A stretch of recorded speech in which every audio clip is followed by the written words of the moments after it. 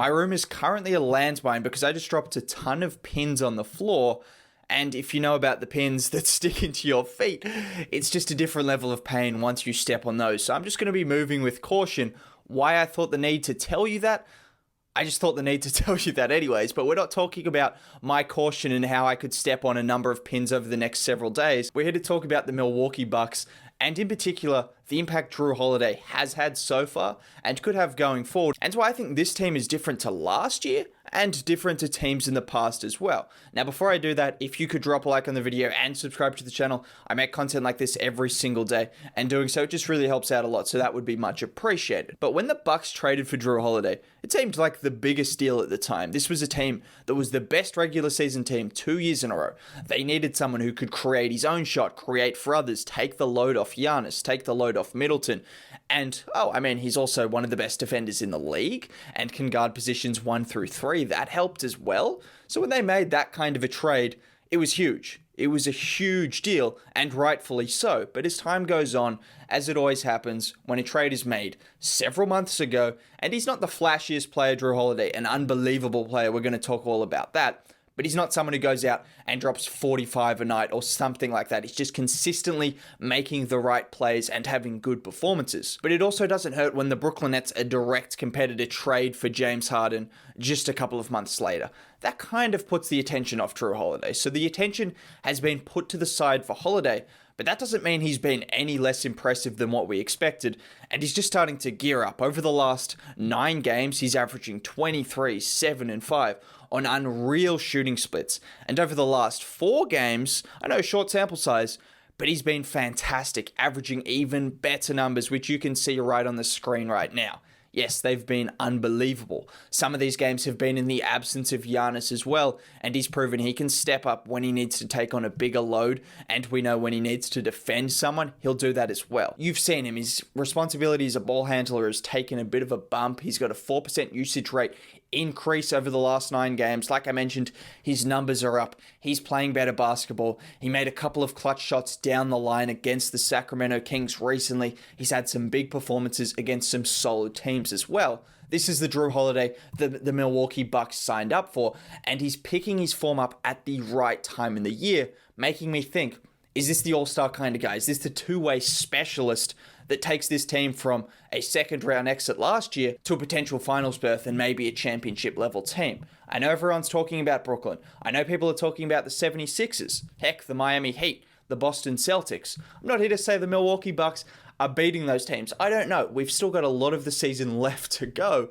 but I just think this is a team that no one has cared about at all this season. I mean, it's evidenced by the fact no one is talking about Giannis being an MVP candidate when he's been absolutely unreal, as he has been the last several seasons. You want to talk about the Ben Simmonses of the world? What does he do much better than Jrue Holiday? Let me not start that argument, but I'm just putting that out there. And just looking at some of the differences in this Bucks team and what you can expect with Holiday in the lineup now is, we're already seeing the impact that he has with Giannis off the floor. As good as Middleton is, he's probably not as good at running an offense as Jrue Holiday. Holiday's more of a natural guard, a natural playmaker. He can create for others. He can create for himself. He's someone that's a great playmaker, and his assist-to-turnover ratio this year is evidence of that, having one of the better assist-to-turnover ratios in the NBA. The Bucks aren't quite struggling as much with Giannis off the floor this year as they were last year, where they were dismal. This year, they've just been not great, but that's a big improvement. That's very good, and Jrue Holiday has been a major reason for that, as his ability to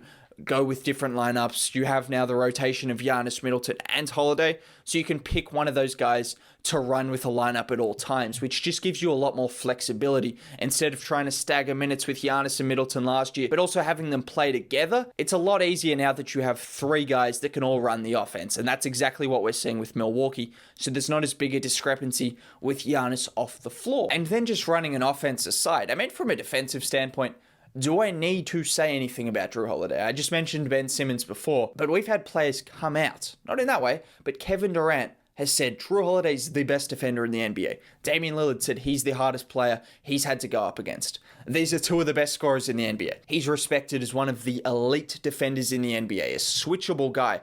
I mean, it's evidenced by the fact I just said Kevin Durant and Damian Lillard. One's 6'2", the other one's 7 foot. This has also helped with something they're doing more, which is switching a lot more than they did last year, where they played a lot of drop coverage, and now you have Holiday, a very switchable guard, one of, if not the most switchable guards in the NBA. PJ Tucker, someone we're going to talk about a little bit. PJ Tucker's come in, and he could be a huge piece if he can get healthy. We know what he's done in Houston. I mean, he was asked to guard Anthony Davis. Do I need to say any more? You've got Chris Middleton.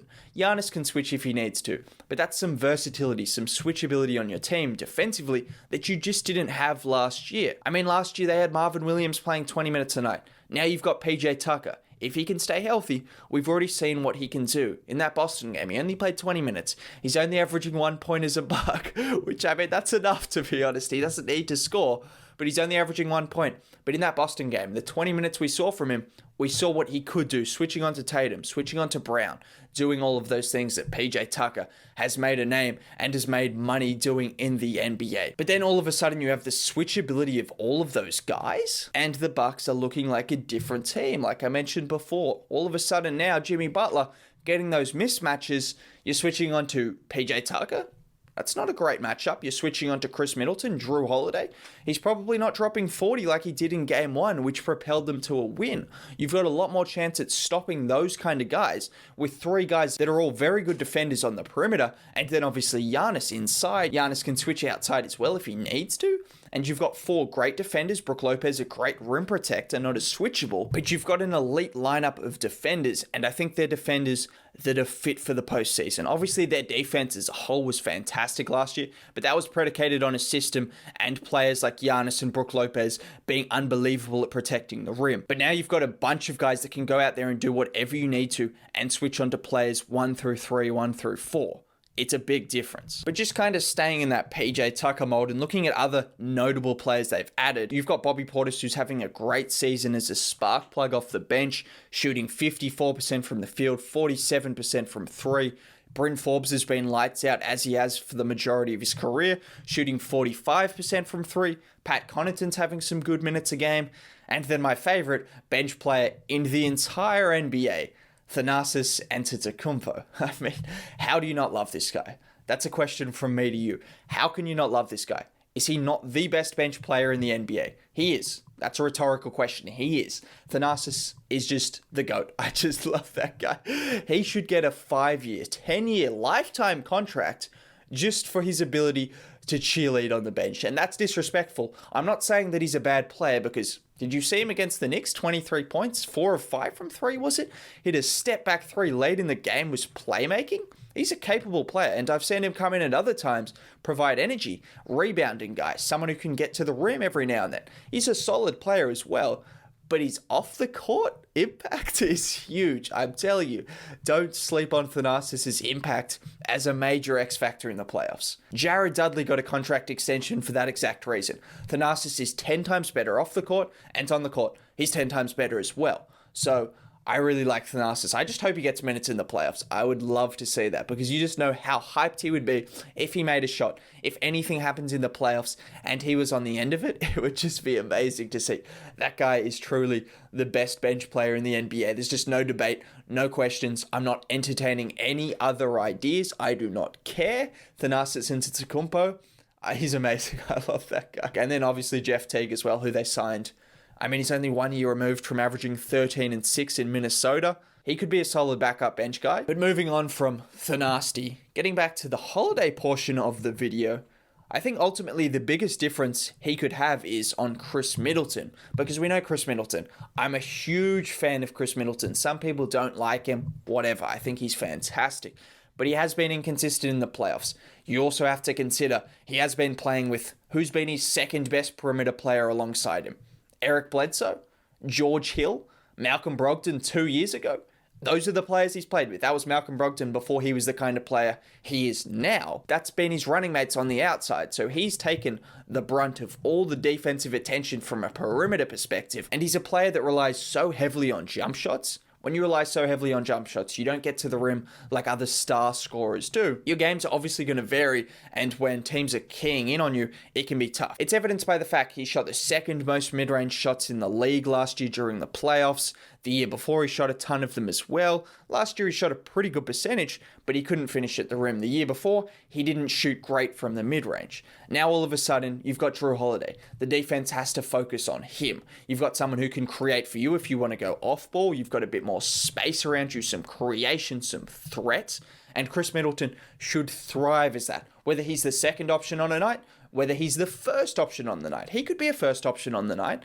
Giannis is going to be great, but that doesn't mean Chris Middleton can't give you 35 in a playoff game like we saw against the Miami Heat last year where he willed them to a win. He's still that guy, but he's going to be someone that can vary from the first to the third option, and that's just a huge bonus to have, because if he's having an off night, he can focus all his attention defensively, which he's a good defender, and he doesn't need to try to shoot through a slump. It's not as crucial for the team for him to just continue shooting over tough defense when he doesn't have it going. And then obviously, the effect it has on Giannis. I mean, gives him more space, gives him someone who can handle in the pick and roll as a ball handler. It's just defensively, it helps him. It just helps out the whole team. The Bucks aren't getting talked about enough. This is a team that last year, they were still the best regular season team. They're still a great team. They didn't do well in the playoffs. We know that. But Jrue Holiday fixes such a huge issue that they had in terms of from a playmaking perspective. Defensively, we don't talk about that enough, but Jimmy Butler got away from them a few times in that playoff series, which ultimately helped them get some of those wins. Now all of a sudden you've got Jrue Holiday, Chris Middleton, and PJ Tucker lining up against him, and it's just not a favorable matchup either way you look at it. That's a big difference that they have as well, that I don't think gets talked about enough. Everyone talks about Jrue Holiday's defense, but just some of those matchups that led to the Bucks losing last year probably gets overshadowed a bit by the fact everyone wants to talk about Giannis struggling, etc., etc. Whether this is enough to beat the Nets ultimately is a big question. The 76ers look great. I'm not doubting any of these things. I'm just saying the Milwaukee Bucks have kind of been pushed to the side. They were the new toy on the block. They struggled in the playoffs a couple of years in a row, and all of a sudden, no one thinks they can do anything in the postseason. It seems like a little bit like that. I think they add Jrue Holiday to the mix. PJ Tucker again. Can't underestimate his ability, his impact if he stays healthy. This is a guy that did everything for Houston, and he could do the same for Milwaukee. And then, of course, Thanasis, the biggest X factor in the playoffs, the biggest off the court and on the court X factor. I mean, any excuse to talk about him. I'm telling you, if you haven't seen his antics on the bench, it's unbelievable. Anyways, my camera's dead. Have a good day. I'll catch you next time. Bye. Like the video.